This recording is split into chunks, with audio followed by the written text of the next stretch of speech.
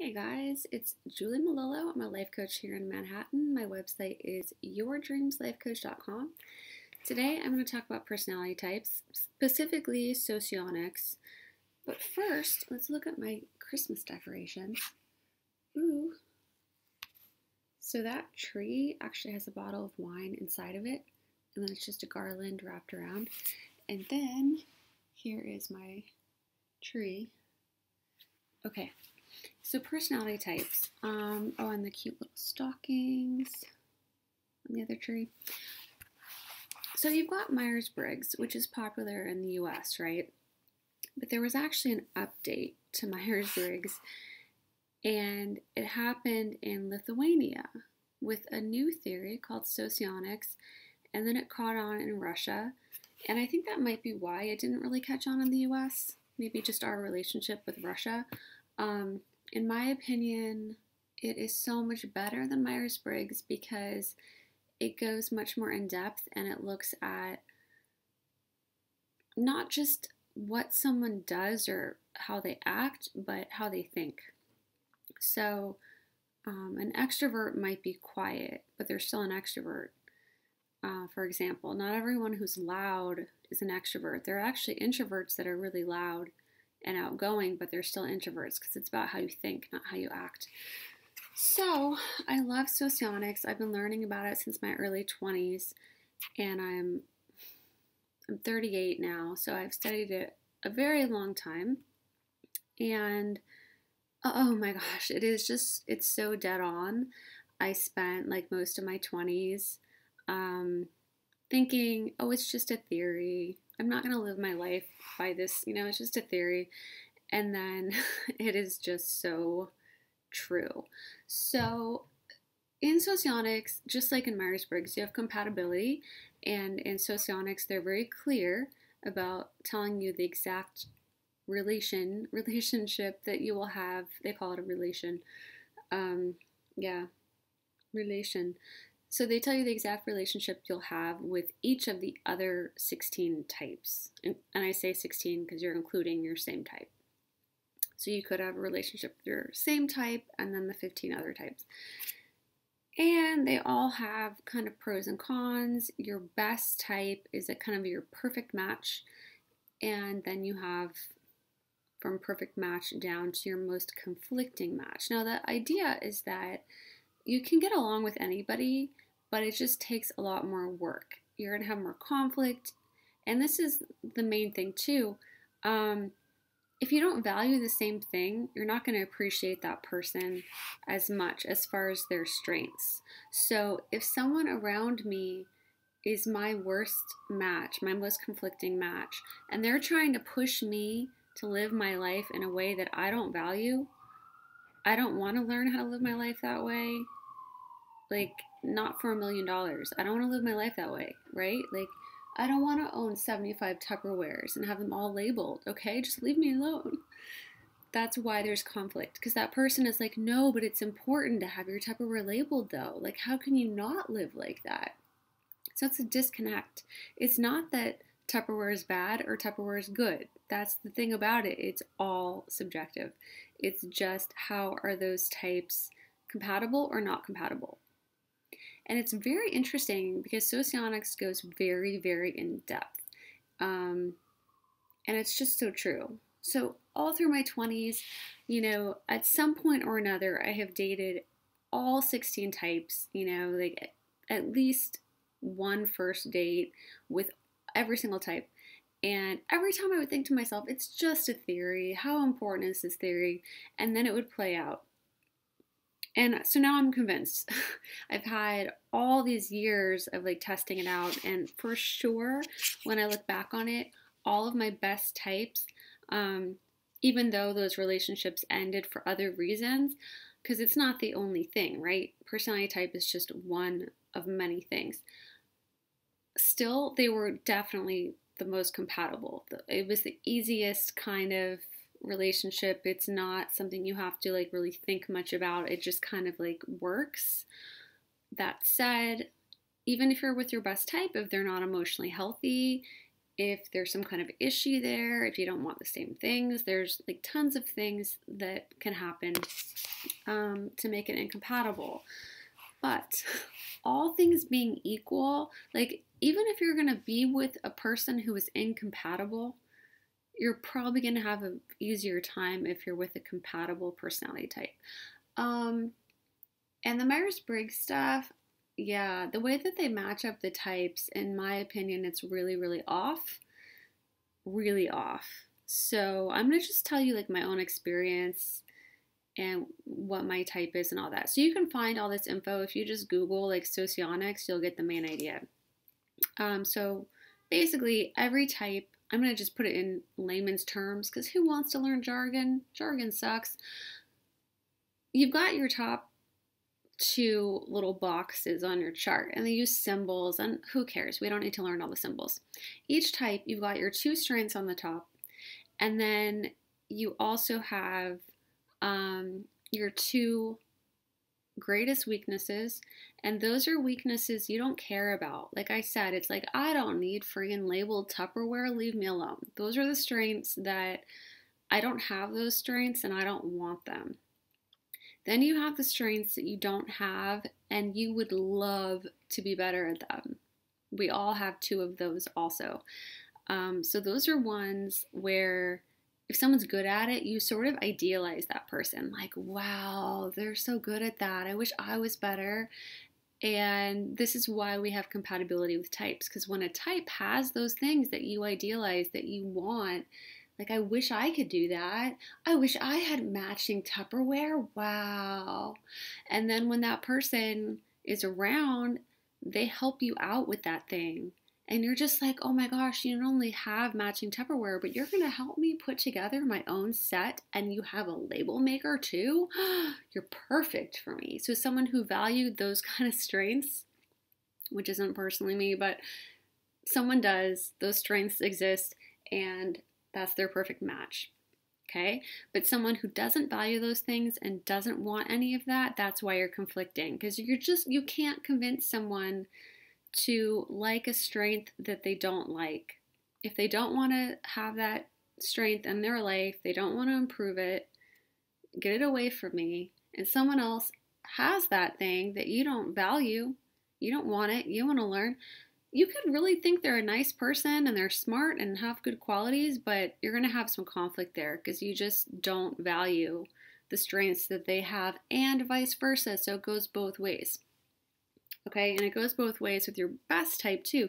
You've got the stuff that they idealize, that they want and need, that they want to be better at. They suck at it, but they wish they were better. That's how you naturally are. And so that's why it works so well. Okay, so my type is ENFP. I'm an IEE in Socionics, and I'm like a quieter ENFP. Well, sometimes. I'm like moody like that. Sometimes I can be loud and talk to everybody, and sometimes I'm just sort of like, okay, I don't feel like chatting. So sometimes people have told me that I don't seem like ENFP enough, but I am. I'm a total ENFP in the way that I think, in the way that I act. Depends on the night, depends on the group of people, and a lot of ENFPs feel that way, where if somebody else is kind of controlling the vibe of that event, like if it's someone else's party or something, I don't want to step on their toes. If they're a very strong, dominant leader, I'll be like, okay, yeah, do your thing, I'm not going to get in your way. But if there's just like a group of introverts and they're being awkward, I'm going to save them. Like if no one else is going to save them, I'm going to save them, and I'm going to do something to make it not be awkward and weird, which is a big thing that ENFPs do. So my best type is the ISTP, which is the SLI. And I remember when I first read this description in my early 20s, and I just thought, what? I have nothing in common with this person. I don't get it. And a lot of people feel this way the first time you read your best type. By the way, if you don't know what your type is, you can take these tests, but if you're self-aware, you can usually figure it out. It's as simple as extrovert, introvert, energy from the world, energy from yourself is an introvert. Present moment or big picture is the S and the N. Of course, I'm using the Myers Briggs letters because I don't like the Socionics letters. Um, they have like a 3-letter one, but a lot of people forget what those are, so that's the reason I'm using the 4-letter. Okay, so you have the S or the N for intuition, sensing. That's the same in Socionics. They say sensing and intuition. It's weird because a lot of stuff is the same and a lot of stuff isn't the same. Okay, and then so you have introvert or extrovert, you have present moment or big picture. Present moment is S, big picture is N. And then you have decisions on thinking or feeling, T, thinking, F, feeling. And then you have how you structure your life, which is planned out, which is a J, judging. Judging really, don't think of the word judging. It's a meaningless word. It's not that you're judgmental. Or you're perceiving, you're spontaneous, you kind of like wait to make plans, you're more open-ended. So you have I or E, S or N, T or F, and J or P. Then you make your type, and then in Socionics they rename it. So ISTP in Socionics is SLI, sensing, logical, introvert. Anyway, who cares? It's just the letters and whatever. But anyway, I just wanted you to know like kind of how to figure out your type, and then you can look at your list of compatible types. So let me just like break down my type and tell you why ISTPs are so good for me. Even the like bad relationships I had, I still felt like they were relatively like kind of easy in terms of conflict. There wasn't a lot of conflict going on there, and I've had quite a few ISTP X's, thinking back on it. So, as an ENFP, my strengths are extroverted intuition, which is about new ideas, possibilities, all that. And you can see why I became a life coach as I go into this. And my like supporting strength for that main strength is introverted feeling, which is that I know my own like values really well. I know how I feel about things, if I like or don't like something, and I also know how close people are. I can like tell how close they are of friends or that kind of thing, sort of just by like observing people. And I can also tell how people feel about me. Like I could draw you a diagram of like in a group of friends, like who would be my best, closest friend.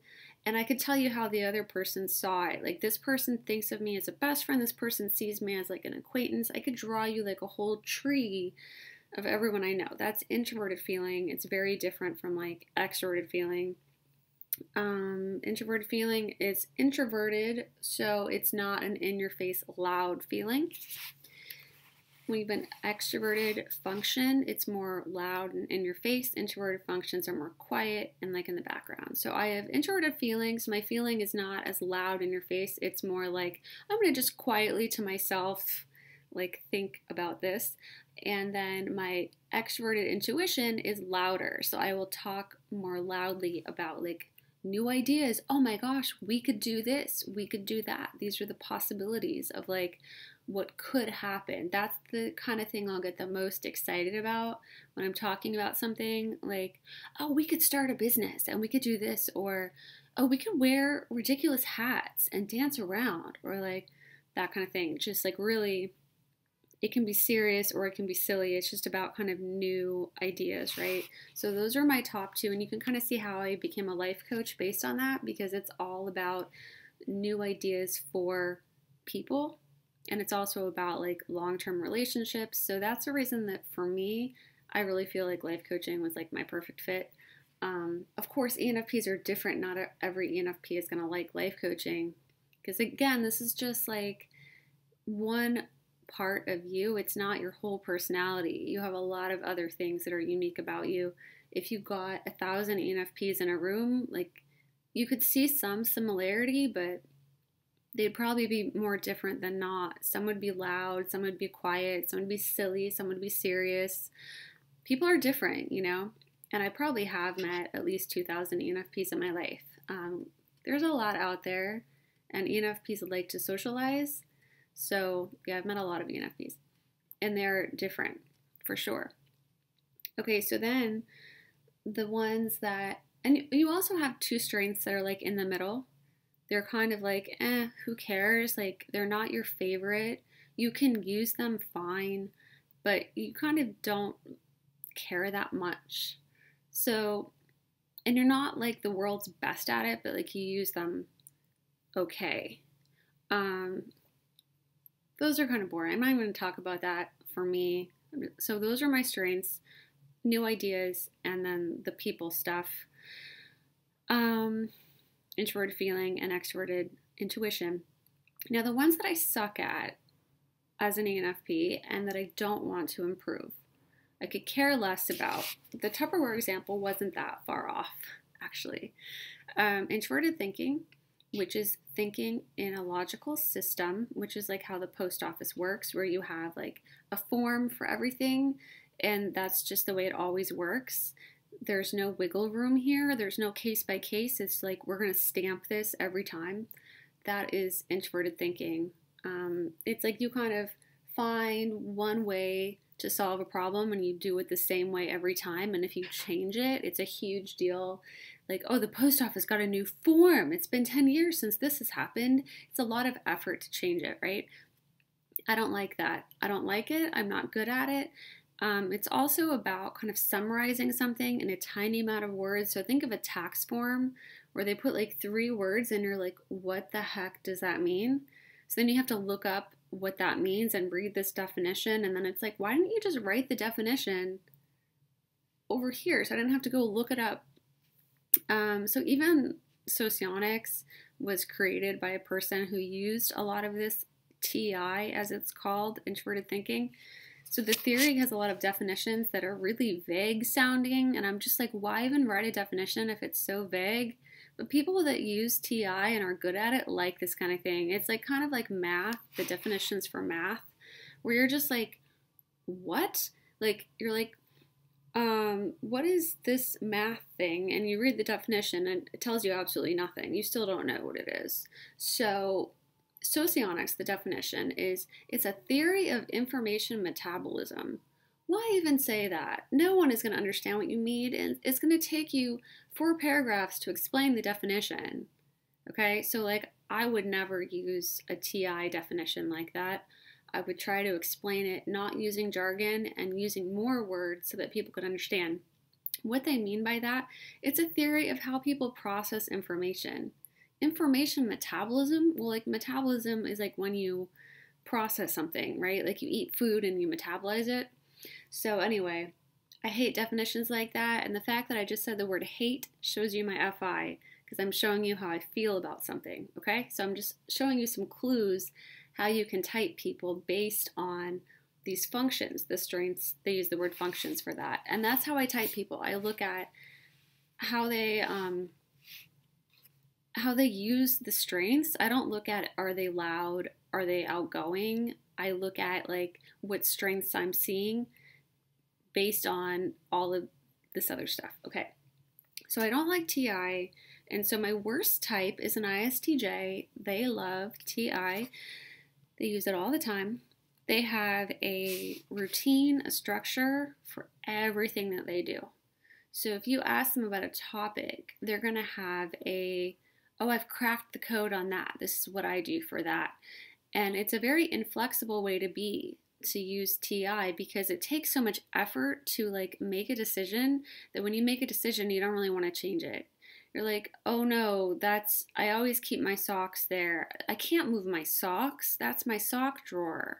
I can't mix up my pants drawer and my sock drawer. That's just crazy. I'm going to keep it there for the next 25 years. Like that's how an ISTJ is, because why would they go to the effort to change it, right? Now the way I see that is like, why don't you just switch the 2 drawers? What's the big deal? Like, no, I can't. It's the sock drawer. It's a big deal to them to make changes. They don't like to make changes like that. Now, I'm saying this from my perspective as an ENFP. Their best type, an ENFJ, loves that. They love that kind of structure. It relaxes an ENFJ to have strict rules. They love that. To me, I'm like, why do you have these dumb rules? You don't need these. This is a waste of everything.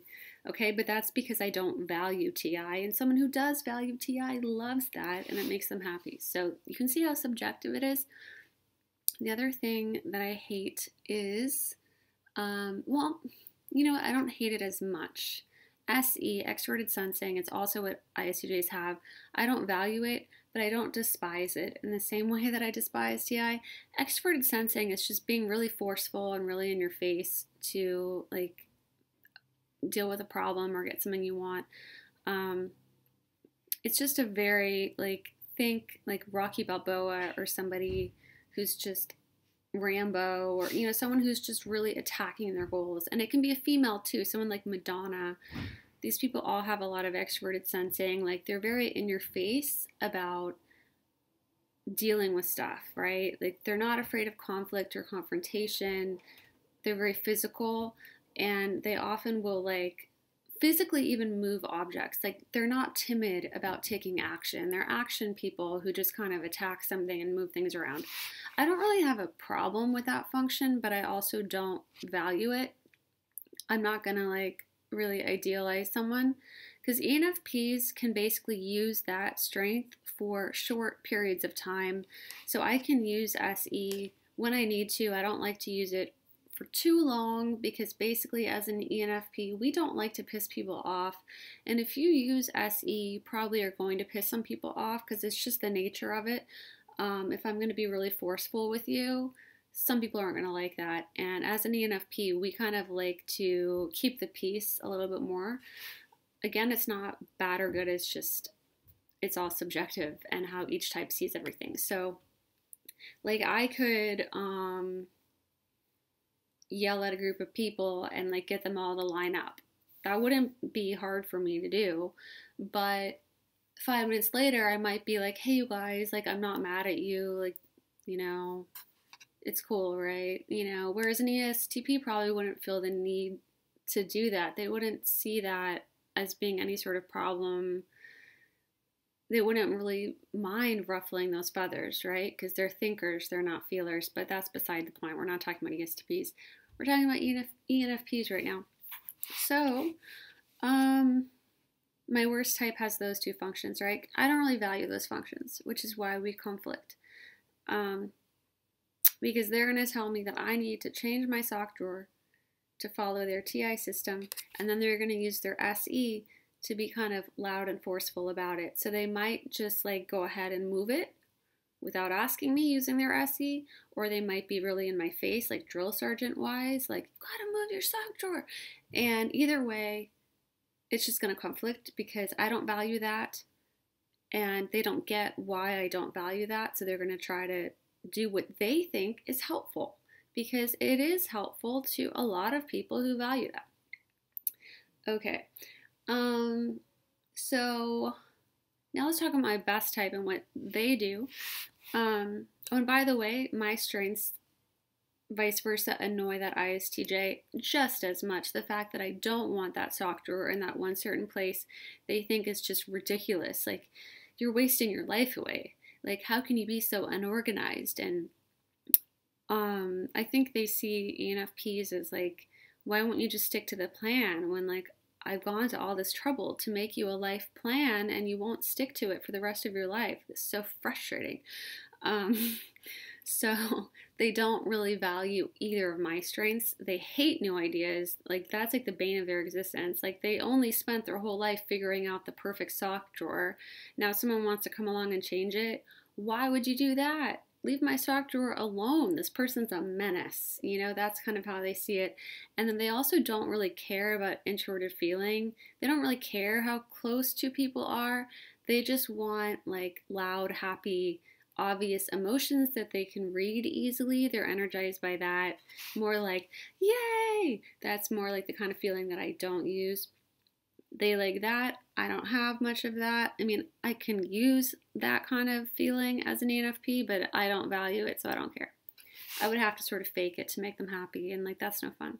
So it goes both ways is what I'm saying. We would annoy each other equally, and this kind of stuff plays out more when you really are close with somebody, like your roommates or your best friends, you're traveling together, or you're in a relationship with someone. You don't notice it as much if you're just going to a bar and drinking or hanging out at a party. You can enjoy that person so long as you're not having to make mutual decisions together and all that kind of thing. So I have definitely had plenty of friends that are my worst type, and I really did respect them as people, and we had fun and stuff, but we also didn't try to like start a business together or even make any decisions together that were serious decisions. Like if we had to like organize a closet together, it wouldn't be pretty. I would probably just tell them, just do it your way, because it would just be conflict every step of the way. We would have totally different approaches. So anyway, and it is valuable to have your worst type on the planet because they are good at what you're bad at and vice versa. And so, for example, in an accountant, I would definitely want them to be an ISTJ. I think they're one of the best types to be an accountant, and I would really trust their work, and that is so well suited for their type because it's nothing but rules and it's forms that like I can't figure out, and like they know what it means. Thank you, I will pay you.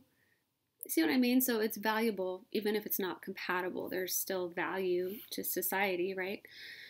So now my best type, ISTP and ENFP.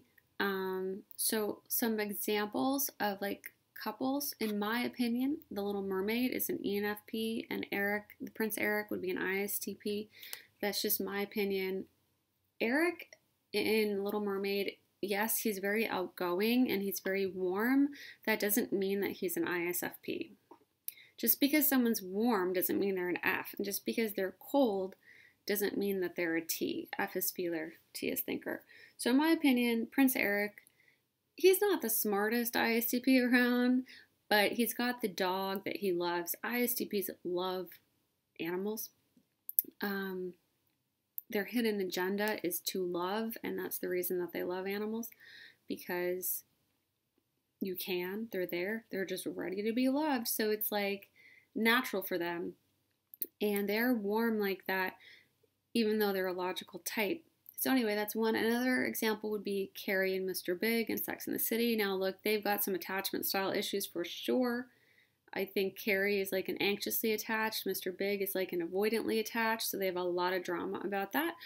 But type-wise, I would for sure say Mr. Big is an ISTP and Carrie is an ENFP. And I'm sure there's a lot more that I'm just not thinking of right now. But anyway, ISTPs, their strengths are they have Introverted Sensing, which is all about being comfy, being in the moment, the five senses, efficiency of like how you organize your home or your tools or whatever you own, whatever stuff you have. They're good at organizing and being efficient. And then also extroverted thinking, which is case-by-case logic, which is very different than like the post office form. It's that person who says, well, I know the form says this, but this is a different situation, so we're just going to throw that form away and I'll just put this in the computer. That's extroverted thinking. Extroverted thinking is like the duct tape kind of person who's like, look, this works and this will work fine. This solves the problem. So like, we don't have to follow the rule book. We don't have to read the directions. Which, I mean, I'm generalizing here. I'm sure there are ISTPs who do follow the directions, but most of the time they just kind of figure out what works and they do that. So it's not that they do the same thing every time. They look at each situation pretty uniquely. So they might be like, well, does this need a Tupperware? I don't think this does need a Tupperware. I think we can just kind of wrap this up in some parchment paper because there's not room in the fridge, so we'll just do that. And then this one over here, we should actually go out and buy a Tupperware for that because that would make sense for that food over there. And so everything is sort of individually looked at.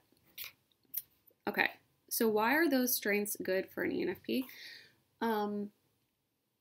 ENFPs are so much idea people that that's our first function. It's our strongest function is the NE, extrovert intuition. So we're thinking of ideas all the time. We're thinking of random, funny stuff. We're thinking of serious stuff. We're thinking of how things come together and like, how does this affect that? So it's just a lot of info, and we get very stressed, and we don't even notice that we're stressed because we're not good at the introverted sensing, which is like being in the moment, knowing how to relax, knowing how to like all the self-care stuff, right? Like the bubble baths and the like, oh, I need lotion, I'm getting scaly. Like that's just not stuff that we naturally think about as ENFPs. You can improve it. I feel that I have improved mine over time, but it's something that I had to kind of like think about. And everyone can improve these different strengths, but it just might not come as naturally to you. So when an ISTP is just sort of chilling, which is what they do, 9 times out of 10 find an ISTP in any situation, and this is what's so funny about them, they can chill like anywhere. Like it can be a dangerous situation, they could be like in the middle of a war being shot at, and they're just like, oh no, I'm just waiting. I'm just, like, yeah, it's not my turn to shoot yet, so I'm just hang. Like they're just not very tense people. It's not that they're never tense, but generally they're very relaxed people. When they're stressed, they look probably less tense than other stressed people. I mean, yeah, they do get stressed, don't get me wrong, but most of the time they're pretty chill is the word. They're chill people. So ENFPs, simply by being around someone who's chill, we kind of look at them and we're like, why are they so chill? Like, why are they not stressed? I'm stressed, but they don't look stressed. And then we just kind of like copy them in a weird way. So just by being around that chill energy, we just feel sort of like, oh, okay. Like it's sort of like getting a massage or something where you're just like, oh, I didn't even realize how stressed I was until I got this massage. It's kind of like that. I didn't realize how stressed out I was until I hung out with this ISTP. And now I'm just like, oh, I'm so relaxed, is what happens. Okay, so that's the SI. And they're also really good at just noticing, like, hey, you know what? You shouldn't keep your shoes here because every time you walk by, you trip over them. Did you notice that?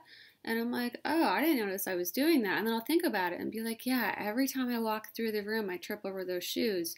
It's something that an ENFP might not notice. I know it sounds dumb, but we're just not thinking about stuff like that because our mind is somewhere else. We're thinking about our ideas or whatever, and then we're like, oh, I'll get to that later. But they'll notice that, and they'll like make sure, like, I'm gonna move the shoes, and actually I'm gonna move all your shoe stuff, like over here would make more sense, because then you'll have space. I'm like, oh, space. Space is nice. So they're good at kind of like arranging things, and they're good at like practical stuff. And that's also a present moment way of thinking, and because we're in the big picture, we don't always notice it. Like, for example, one time I had sheets that were a little too small for my mattress, and they kept popping off. And almost every day I would get mad at these stupid sheets. They keep popping off, but I never would do anything about it, which is something ENFPs do sometimes. You just don't think enough about that problem to like get to the conclusion, oh, I need to buy bigger sheets, because we'll just kind of put up with it. And same goes for other SI stuff, like just the 5 senses or like body stuff. Like we might not notice that we're thirsty or hungry for a long time if we're like working or caught up in something we're doing. We might just like be starving by the time we notice, like, oh wow, lunch was like 5 hours ago, I didn't even notice. Oh yeah, I am starving, aren't I? Right? So ISTPs don't have that problem. They are very like in touch with just their body and like being hungry, thirsty, cold. Like they will not be uncomfortable. They will always make something happen so that they're comfortable. Like an ISTP is not going to own a couch that feels like you're sitting on a rock. If they're uncomfortable, they're going to do something to fix it, and it will just come naturally to them. So anyway, eventually after like a year, I realized my sheet was popping off, and then I'm like, oh, this is stupid. I'm going to, get different sheets. But it took me a long time to realize that. But anyway, I do feel I have developed my SI because I like consciously thought about it, and I thought about like, what have I seen ISTPs do in these situations, and I sort of learned. So they call it your dual is your best type, and I do feel that you can learn from them. They kind of tend to just fix the problem for you, and that goes both ways. But I think you also can learn um, how to do this stuff from just kind of looking at how they manage stuff. Okay, so there's that, and then there's the extroverted thinking, which is also really good because ENFPs, being idea people, we can just go from idea to idea and not always come to a conclusion because it's like, well, it could be this, it could be that, it could be this, it could be that. And then we just kind of like, well, okay. And the ISTP is really good at kind of just going to the heart of the matter and being like, you know, this is how you could fix that in this one situation, right? And so that doesn't apply to anything else, but they're very problem solver-ish. So that can be good for ENFPs to have someone who's like kind of always thinking of how to solve problems, because I don't know, we create problems. I don't know if we actually create problems, but ENFPs have problems. Everyone does, but ENFPs typically, and I know this from being a life coach too, I've had a lot of ENFP clients. We have a lot of stuff on our mind. We have a lot of stuff that we're figuring out. We have goals that we have long term, and we're constantly trying to like solve lots of problems in our lives, as everyone is, but ENFPs really like want to solve those problems and resolve things so that we can like go on to the next goal. And ISTPs are good at that.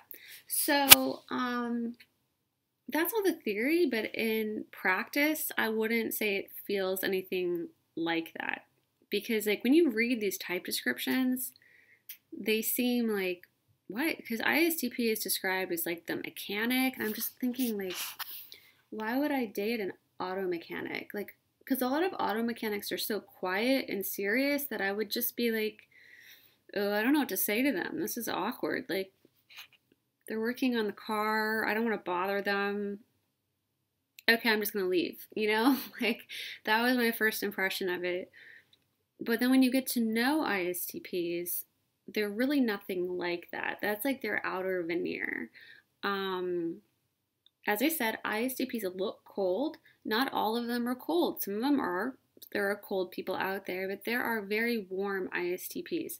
And they can be very, like, just, love their animals or their pets or whatever and just really enjoy, like, they're that type of person who's going to find the bird who fell out of the tree with a broken wing, and then they're going to spend all their free time, like, making the bird a tiny cast, and then they're going to, like, feed the bird and nurture it back to health and then set it free in the wild. Like, that's like totally something an ISTP would do. Maybe an ISFP also would do something like that. But yeah, they're like that, and they can be warm and they can be very, very silly. You kind of see a little bit of that like in Mr. Big in Sex and the City. Like, you can see that Carrie kind of brings out his silly side. And he's certainly not always serious, so I think that's like a pretty good example. You also have people like James Dean, Clint Eastwood, that their characters are like pretty serious, I would say. You don't really see their silly side. But then you have people like, oh, what's that movie? The Raiders of the Lost Ark guy, what's his name? I forgot his name. You know what I'm talking about, though. That really, Harrison Ford. Yeah, you see like his silly side come out a little bit in those movies, though he's overall a serious character. So, where am I going with this? I just wanted to like give you an idea like how it is in real life, because in the descriptions it doesn't exactly come through.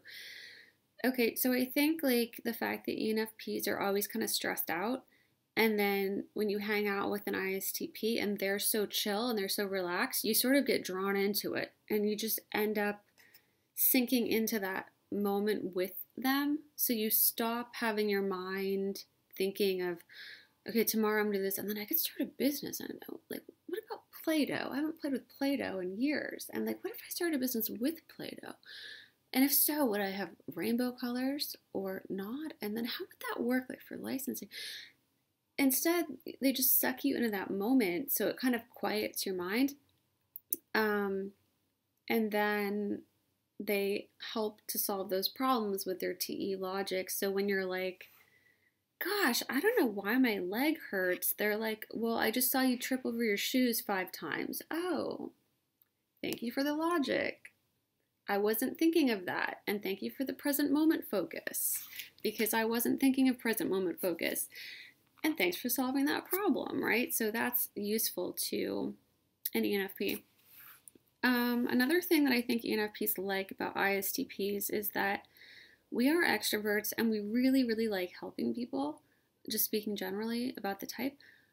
But we can get drained, even though we're extroverts, if people are like super needy, because it's kind of our instinct to help other people. And this goes for guy ENFPs too.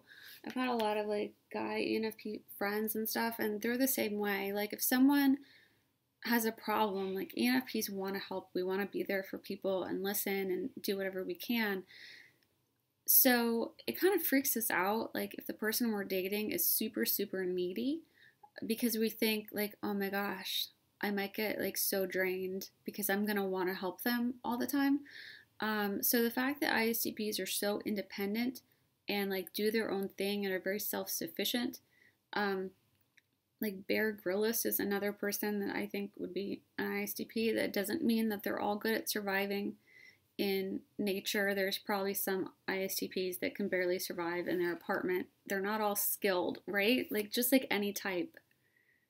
Every person has a type, and there are people that suck, just in general. Like not to be mean, but you know what I mean? Like Homer Simpson, for example, I think is an ISTP too. So they're not all Bear Grylls, just making that clear. And ENFPs are not all like, you know, Carrie in Sex and the City. There are, I can't think of like a Simpsons type character, but I'm sure we have our Homer Simpson equivalent for ENFPs as well. We're not all Ariel the Little Mermaid, though. I do like Ariel the Little Mermaid. Okay, so we have those functions, but like I would say when I met ISTPs, like when I was a lot younger, I don't think I really noticed them, or I noticed them, but I just didn't see any compatibility. It was sort of like, what would we even talk about, you know? So like when I think back to like high school and stuff, like there were definitely ISTPs around, and I didn't really engage with them too much. And I did have a couple friends that were girls that I do think were ISTPs, and I was always like totally cool to have them around, but again, I didn't really go out of my way to like get to know them better or anything. I also didn't have any problem with them. It was just kind of like, oh, okay, they're there, they're doing their thing, that's cool. And then when I learned about the theory and I started noticing these people and seeing that we were compatible, I think I like kind of tried to seek out ISTPs more, and then I started being able to identify them a lot faster. So, and as I said, there are some ISTPs that are super loud, party people, and there are others that are very quiet. But they all can be very serious, like at times when they're thinking. Okay, so yeah, they are good at pulling us into the moment and like solving various problems for us, whether it's like we can't figure out how to fold a box in half because it's like just not working. Like, why won't this box? And they'll just kind of come along and be like, oh, just okay. And they don't make a big deal of it. It's just sort of like in passing, they'll do stuff like that. Now, in the flip side, we help them with their problems because ISTPs get stuck in a rut. They want new ideas. They don't know how to find new ideas. And we're like, new ideas, new ideas, new ideas. It's just how we do things, right? And when they struggle with like a new idea type situation, like, oh my God, I'm stuck in a rut, I don't know what to do. We're really good at being like, well, you could do this or you could do that, you could do this or you could do this, because like we have so much energy that that's just how we think.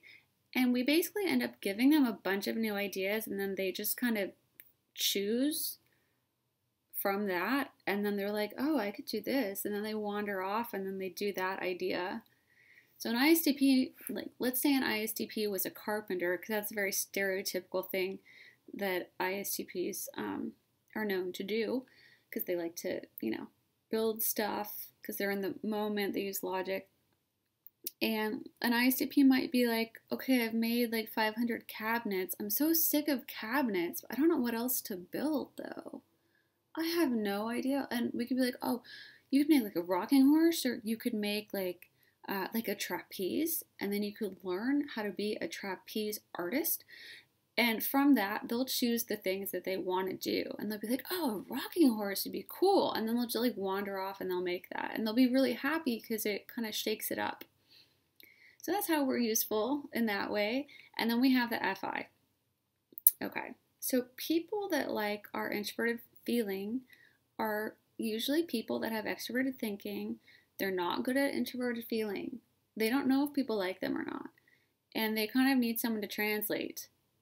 Sometimes they also can be blunt, just like TI people can be. Any kind of thinker can sometimes make these like social mistakes.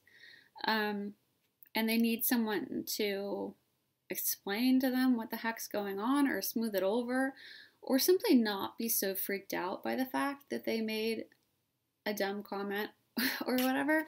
So like for me, again, just compatibility wise, I'll probably be less offended by a TE, like ISTP type offensive comment than generally, it depends what they say, of course, but a TI comment would probably piss me off more, because TI comments are like a whole systemic thing. Like they might be like, oh, you're not organized. You're not an organized person, because they're seeing that as a logical system. Whereas an ISTP might be like, Saturday you were really messy. It would be much more easy for me to accept that as a TE from an ISTP who's like, Saturday you were like totally messy. Your place was a mess. I'll be like, yeah, you're right. It was messy. That's true. But a TI person who's like, you're a messy person, or you're not organized as a person, that would make me really mad. I'd be like, as a person, like, how dare you? Which is not to say that ISTPs never say offensive things. But by and large, usually I can like see where they're coming from and be like, okay, I see like what they meant to say. Maybe it didn't come out that way, but I think I understood like what they meant to say. I have had a couple times that I got offended by something that a ISTP said. But I was like usually able to work it out so that I could see where they were coming from. People say some like just dumb stuff sometimes, like, Anyway, everyone does sometimes. Everyone said something stupid, right? It's just being human. Okay, so we do that. So basically, like, the ISTP won't know if we like them. And the thing is, like, we probably won't come out and say it. Like, ENFPs are not that verbal all the time. Like, we're not going to be like, hi, I've known you for 5 minutes and I'm really enjoying your company. Like, we're probably not going to say that. But we might be like non-verbally, smiley, and kind of easy to read in that way. And because ISTPs are really good at like picking up on those detailed non-verbals, they'll be like, oh, this person's smiling a lot. They seem like relaxed, they seem happy, and they'll like make a conclusion from that, oh, this person might like me. But they're not gonna know like where they stand. So they're not gonna know, do you want a relationship with them? Like, do you like them a lot? Like, I've had ISTPs basically ask me, like, and this is something that they will do sometimes. They'll ask you, like, where they stand with you, like, bluntly, which is something that a lot of other types don't really do. Like, they'll be like, wait, like, do you like me? Like, how much do you like me? Like, do you like me as much as I like you? And they'll just, like, try to figure this out. And, like, I personally think it's endearing because they're not playing games or, like, trying to manipulate you. Or they're just kind of, like, they kind of have to put it out there because they just don't know how to figure this out otherwise. They need like the logical information to form their conclusion. So it is funny to me like how it plays out, because I do feel in all of my ISTP relationships that ended up being like actual relationships, I feel like we switch roles.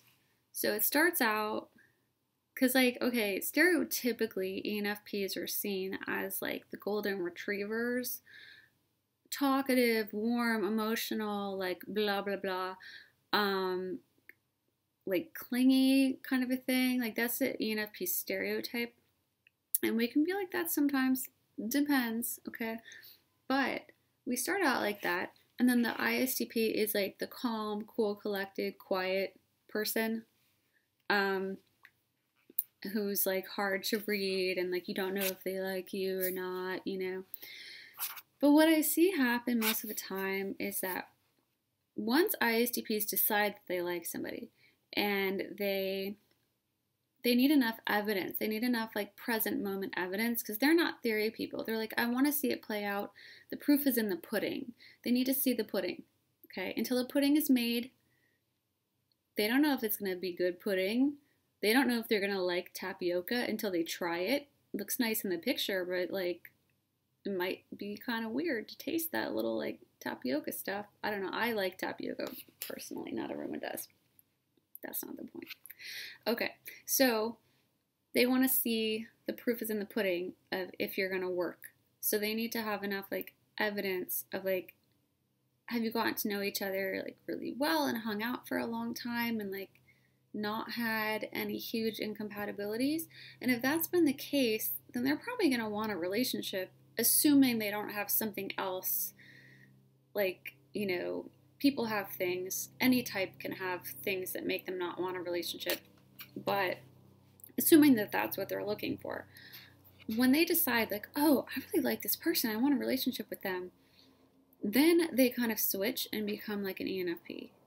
So like what I've personally experienced in like all my ISTP exes is that I start out like my normal self, like, yay, you know, and then they at some point are like, oh, I want a relationship with this person. So then they turn into like an ENFP, not really, but they start acting like an ENFP. And then because of how ISTPs kind of get me to relax, I'll start thinking to myself, oh, I'm so happy I'm finally relaxed. This is great. I don't want to think about the future. That's like the last I want to think about. Like, I'm finally like just chilling in the moment. This is awesome. I don't want to think about like anything but this moment right now. So, whereas normally an ENFP would be thinking like, oh, how close are we? Where is this going? Blah, blah, blah. We're not thinking that because we're just so like, it's like that moment you're getting a massage and it's like an expensive massage, but you had a Groupon and you're like, this is the best massage ever. I don't even want to think about anything else. I just want to enjoy this massage. That's how we get in like kind of the beginning. So then the ISTP just gets even more ENFP-like, because then they're like, oh my gosh, where is this going? And like, how close are we? And they kind of become that like ENFP golden retriever. And then we sort of become the ISTP who is just kind of relaxed and like, whatever, you know, let's just see what happens. So like when I look back on it, I remember a lot of conversations like that in the beginning where ISTPs were like, okay, like, what's going on? Where's this going? Like, you know, and they're really like warm and engaging and talkative and chatty and just wanting to like know what's going to happen and how close are we? And then I'm just like, I don't know. I'm just like sitting on this couch. This couch is so comfy. This is awesome. You know, let's just see what happens.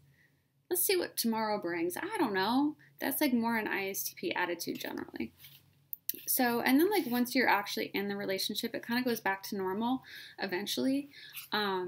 After that like honeymoon period, I kind of feel like, but I think in the honeymoon period, it kind of does switch and the ISTP gets more ENFP like and vice versa, which like really makes me laugh, and especially makes me laugh because it's such a role reversal, and ISTPs are so serious and stuff, so when they get super like warm and giddy and like basically acting like ENFPs, it's kind of funny. So in my opinion, like I think Joe Rogan is an ISTP. That's my guess. And as you can see, Joe Rogan can be very warm, especially with his dog. So like Joe Rogan with his dog, I feel like is a perfect example of what I'm talking about. His dog very well may be ENFP. I think it's a golden retriever, isn't it? Which is like the ENFP stereotype for an animal, but I wouldn't be surprised if his dog was an ENFP. And just the way they interact reminds me a lot of like these ISTP relationships that I had. Just the way he like dotes on the dog, like a lot of ISTPs can get like that with their partner, where they kind of try to like take care of them and like, oh, where's his milk bone? I'm gonna give him his milk bone and like make his little bed, and like they do that kind of stuff, which is very cute. So anyway, and just the way that Joe Rogan gets so like giddy and happy around that dog, like you would think he was like a feeler or an extrovert. And that's why I like Socionics. It's not the behavior, it's thinking. So just because he acts like warm doesn't mean he's a feeler. Just because he acts outgoing doesn't mean he's an extrovert, right? You have to look at the thinking, not the acting. So yeah, and then like as far as conflict, usually it's like pretty short-lived in my experience, even with unhealthy ISTPs. I mean, obviously I'm not still with anyone unhealthy because they're unhealthy, but it just seems like easier to clear stuff up because like you might get really mad at first, but then like you kind of just talk it through and you're like, oh yeah, that does make sense. So all in all, I feel like it's by far the most comfortable match is duality, and everyone has their perfect match that is your dual in Socionics. And then the other thing about it is you're comfortable with them, but you're not bored with them. And this is an important thing, especially for ENFPs, because we hate being bored. It like feels like we're dying inside, which isn't like we have to constantly be entertained or whatever, but it's like if someone tries to stop us from creating new ideas, that feels like we're dying inside and like I'm going to be bored out of my mind kind of a thing. It's not a good thing. So ENFPs usually avoid relationships that are like that, where we feel super bored. And because ISTPs are a little bit random, like they're like stable but random, so they're pretty reliable, I would say, even though they're perceivers. They're not planned out, but like for example, ISTPs are usually on time, even though they're not planned out. Even though as an ENFP, I don't really care if people are on time, but like it's nice when they are because they're reliable, right? ENFPs are often late. Not always, but it takes us a lot of effort to get somewhere on time because it's just the functions we have.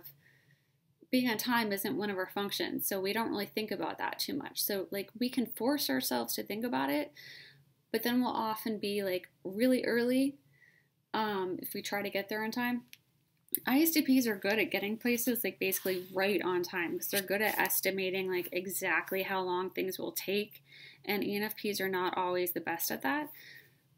I'm speaking generally. Of course, there's like exceptions. So yeah, they're like pretty stable. They don't like change for change's sake.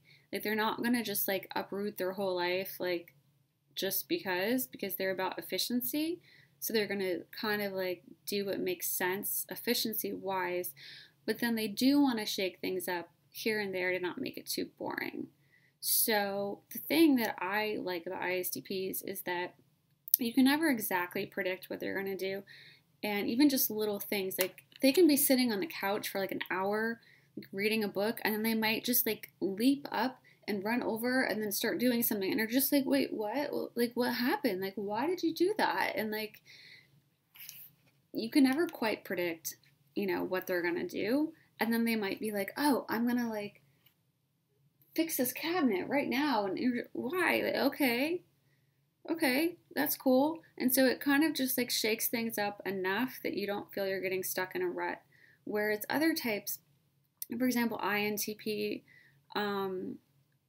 versus ISTP. INTP and ENFP, that can work, but sometimes INFPs, like, they're not really as active. So when an INTP sits on the couch, they're probably not going to move for a really long time. Like, they're probably just going to be there, and you're not going to be so much surprised by what they do, which is fine, you know? But like for an ENFP, you can kind of get in more of a rut with an INTP because there's no one to like shake it up. It's just the nature of duality. Again, there's something wrong with INTPs.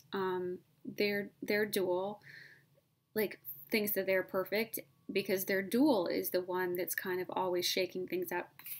So anyway, each dual pair has a present moment person and an idea person. So since I'm the idea person, it helps if someone else is a present moment person, because they shake things up sort of in a like five senses way. I shake things up more in like an ideas way, which is how it works actually with all of the duality couples. Oh, I can't believe I talked about this for such a long time. Yeah. And I feel like I didn't even scratch the surface. But, oh, I'll just tell you like one other quick thing about what I like about ISTPs.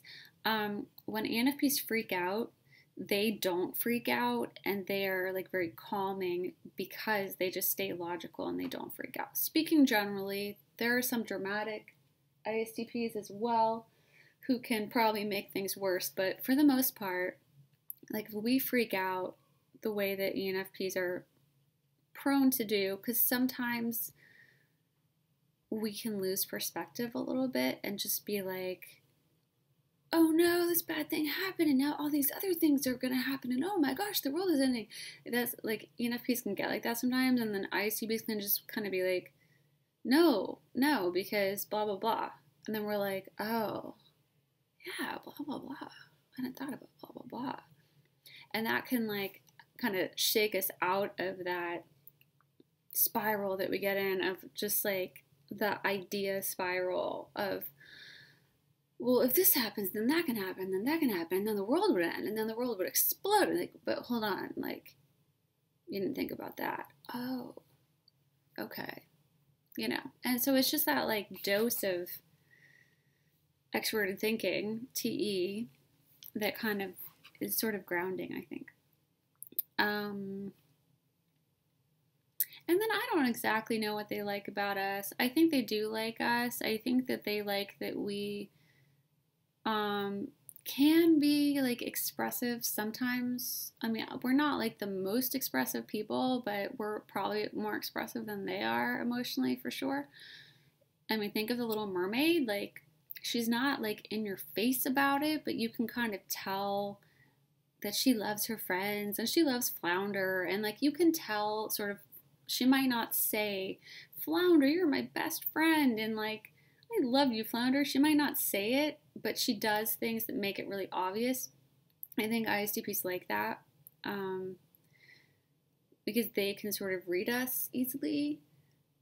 And yeah, so there's that. Okay, I'm going to end this just because I talked such a long time. But that is ENFPs and ISTPs and why I think they work. And if you want to know more about your type, you can Google Socionics and try to figure out what your type is. And then there's lots of lists online of the compatibility of your best type to your worst type. Okay, guys, thanks for watching.